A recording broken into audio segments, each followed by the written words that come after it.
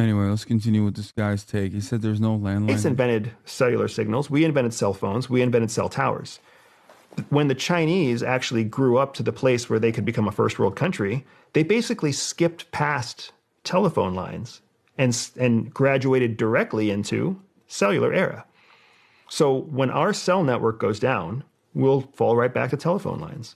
When their cell network goes down, there is no backup. Okay. Right? People are going next door neighbor to next door neighbor. It's old school telephone. Tell the person in front of you to tell the person in front of them how things work. Gotcha. Right? So they have grown up on our advancement. That's where we are now. That's why you still see issues with intellectual property and you still see issues with corporate espionage and economic espionage. They grow by stealing, reverse engineering, and then programming from there. Maybe they'll make an incremental improvement on what they steal, but for the most part, they're just learning how what they steal even works. And A couple things. They definitely have telephone lines. Secondly, if the cell phone networks went out in China or in America, it's bedlam regardless. The notion that like an alien comes in and invades America and China and then takes out with an EMP like the cell phone network or something. If this man legitimately thinks that like America is going to fare better because of our beautiful telephone lines, I don't know what the fuck he's talking. I don't think that's the case.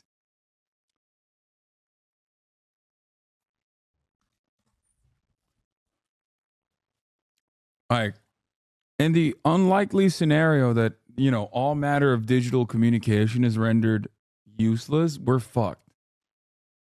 And it's not just us they do it to. They steal from Europe, they steal from Russia, they'll steal from everybody to get the whatever is the most advanced. Like, bro, what are you talking about? What do you mean steal? Dog, mathematics, okay? Like the number fucking 0 was invented by the Muslim world. Like, what do you mean steal? Like today, that would be ridiculous if you were like, yeah, the fucking Westoids stole algebra from the Muslim world. It's like, hello? What kind of fucking, what is this?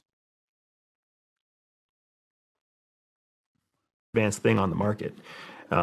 Whereas here in the United States, we tend to develop, innovate, create our own economic advantage, right? All the semiconductors.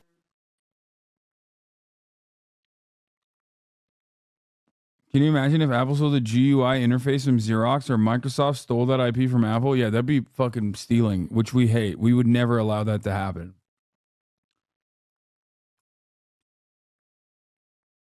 Isn't like the entirety of Microsoft built on top of Linux?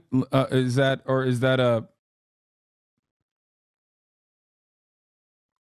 that a meme that you guys say all the time?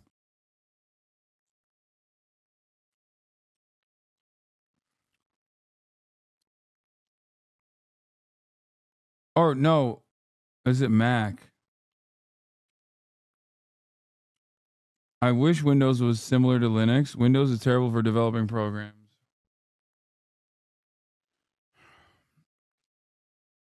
Mac OS is based on Unix, which Linux is based on.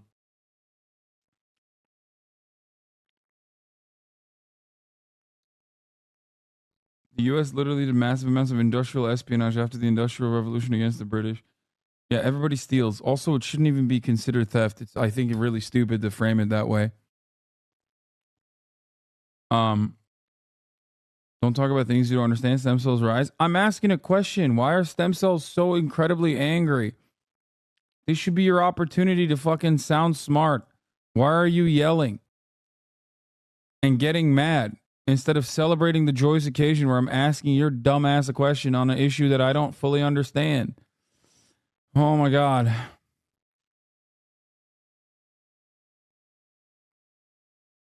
Why do Westerners expect to take advantage of cheap Chinese labor forever without them just looking at the blueprints for the shit they build? If you don't want them to steal IP, stop building the factories there. Also, it is like an unspoken agreement that that is what was going to happen, or even a spoken agreement that that was going to happen. Also, It's been happening for like 30 years. What, you think like our brilliant CEOs didn't figure out that they were doing that? Why didn't they stop?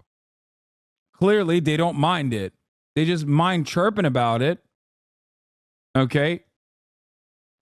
It's longer than 30, but it's just so stupid. Like what? Oh no, they really pulled a fast one on us, dude. Damn, dude. Them Chinese, they pulled a fast one on us. I'm Mr. Hewlett. I'm Mr. Packard. I had no idea that the Chinese were stealing our shit. Well, oh well. I guess we can't stop working with them. Why? Because we're kind-hearted individuals. Okay, that's right. Because we're kind and we want to help China out. That's why we're still working with them, and not because their manufacturing facilities are still cheaper for us to utilize than our manufacturing facilities here.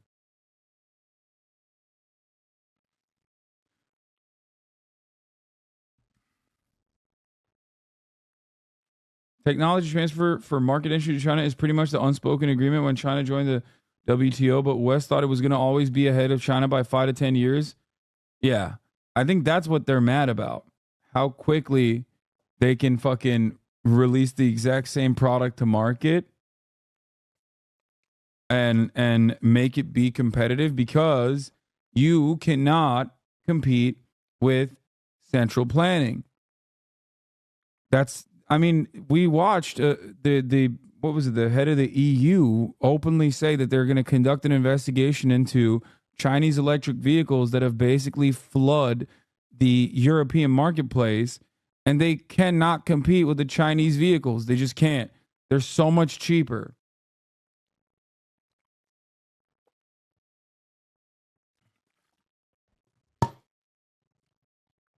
Am I wrong on this, Megaphonics? And Fango Lives?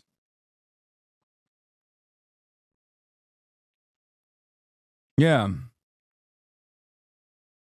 What makes them cheaper? The price? Yes. That, by the way, that is literally exactly what I'm talking about as far as like interference in the free market and also free trade.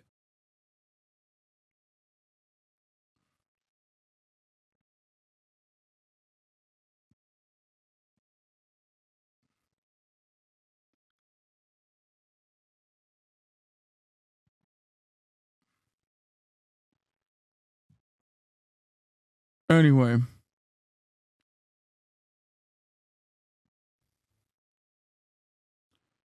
Yeah, NPR in partnership with Northwest News Network found the Department of Energy allowed cutting-edge technology to transfer overseas from a Pacific Northwest National Laboratory with little oversight. The lab spent 6 years and more than $50 million developing the new battery recipe using vanadium. Scientists thought the batteries would change the way Americans power their homes. Instead, China just brought online the world's largest battery farm using the American technology. Congress tightens U.S. manufacturing rules after battery technology ends up in China.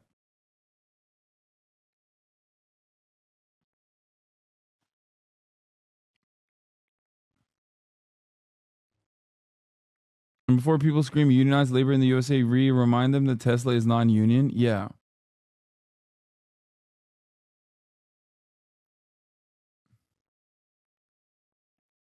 About China, that and let me at least give you my opinion. The popular conception is that companies come to China because of low labor cost. I'm not sure. Oh yeah, this is the other part of it. It was because of low labor costs, but it's no longer because of labor costs. It's because skill. That's the other reason why they're still manufacturing out of China too, because here's the thing. The same Chinese factory has the capacity to give you the fucking $3 version or the $30 version of the exact same product. They have it all in the same factory on the same fucking factory floor. So they're both selling to the cheap market substitute, and they're selling to the rich, the highest level at the same time from the same fucking factory. So it's impossible to compete with. Same factory. Not even like it's not a different factory that they're doing this in. What part of China they go to, but the truth is China stopped being the low labor cost country many years ago. And that is not the reason to come to China from a supply point of view. The reason is because of the skill and the quantity of skill in one location and the type of skill it is. Like the products we do require really advanced tooling. And the precision that you have to have in tooling and working with the materials that we do are state of the art. And the tooling skill is very deep here. You know, in the U.S. Just because they use the same factory doesn't mean the same parts? No, that's not what I'm saying at all. It's actually more impressive that they're using the same factory with different parts. Like cheaper versions of the same fucking parts.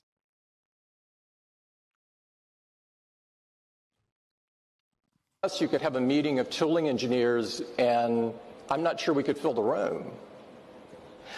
In China, you could fill multiple football fields.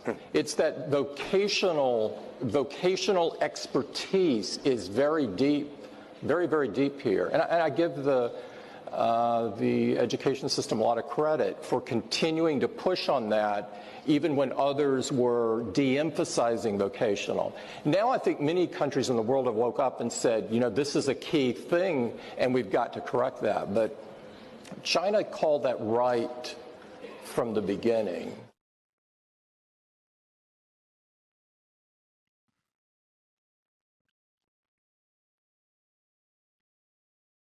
People shit on China all the time, and yet their homes are full of Chinese products. I miss many of the brands I knew in China, but when Chinese people learn from competitors and market is theft, it's total bullshit.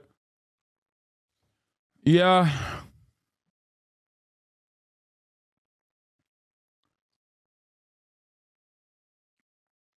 Yeah, nobody likes markets and or competition when it's China engaging in it as a close to even player.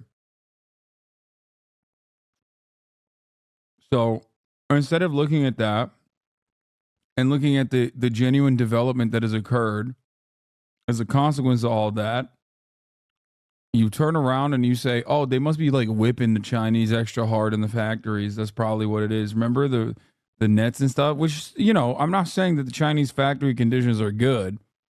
Okay. But they are infinitely better than the way they were 30, 40 years ago. And that is not because you're personally conflating two separate issues. Wait, what? No, the reason why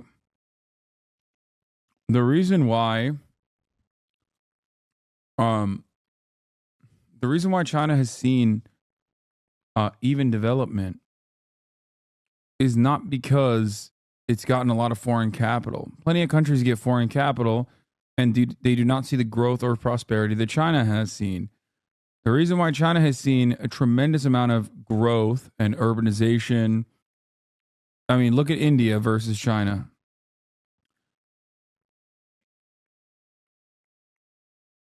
The reason why China has seen tremendous amounts of growth is because of what they do with the foreign capital that come in.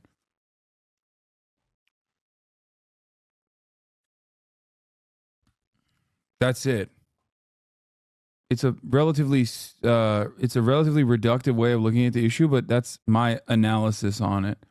That's my speculation, if you will.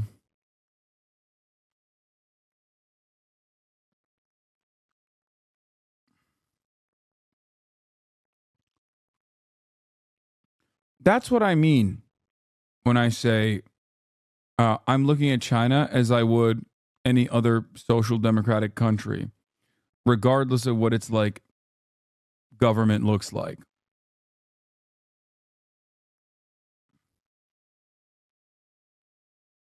India was and is 3 years behind China. Dude.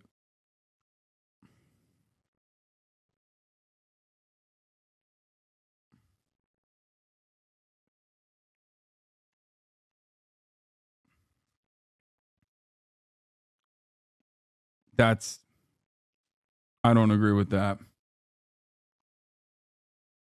Oh, you meant 30. Okay, Jesus Christ. I thought you said is 3 years behind China. I was like, that's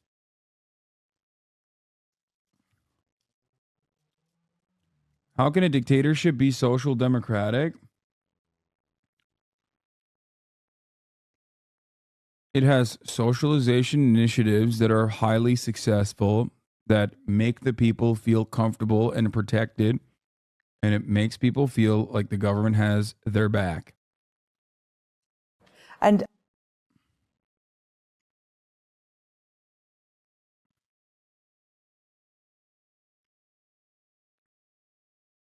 that's simply what I mean. Johnny Harris took a. Is it that important of a factor? Yes. No, that is an incredibly important factor. Yes. That is the reason why. That is the major reason why Chinese people report being happy with their what?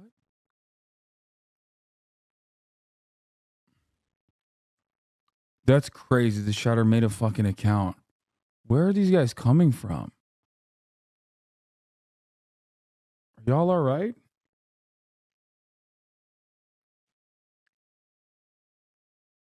India is outpacing China on anti-Muslim technology. Okay, fair.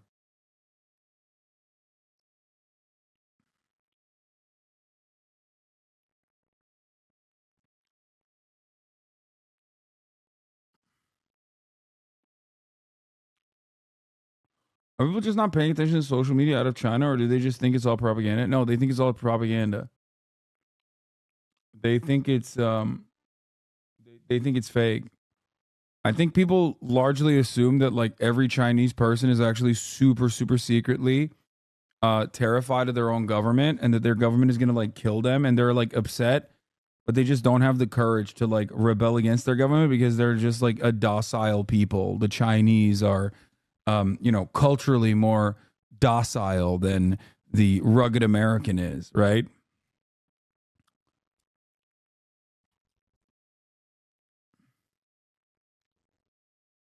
Or they think it's all, yeah, they think it's all like propaganda that works really well for the Chinese population if they're happy. It just depends on what you think.